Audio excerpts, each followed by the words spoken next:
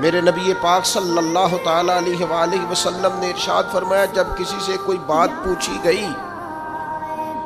اور وہ بات جانتا تھا، اسے علم تھا، وہ گواہی اس کے پاس موجود تھی، وہ شہادت اس کے پاس تھی،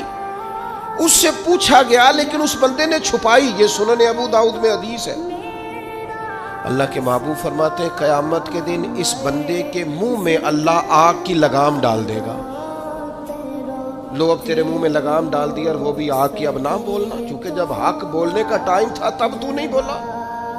جب تیری ضرورت تھی، جب تیرے کہنے سے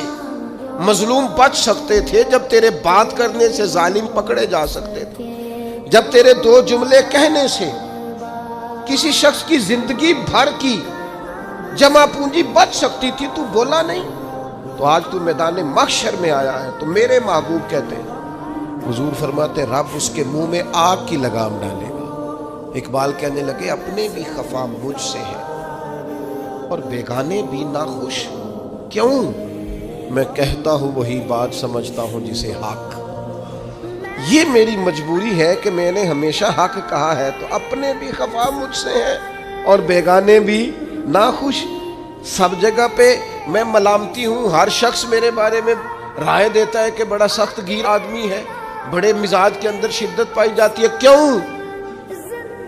کہ کہتا ہوں وہی بات سمجھتا ہوں جسے حق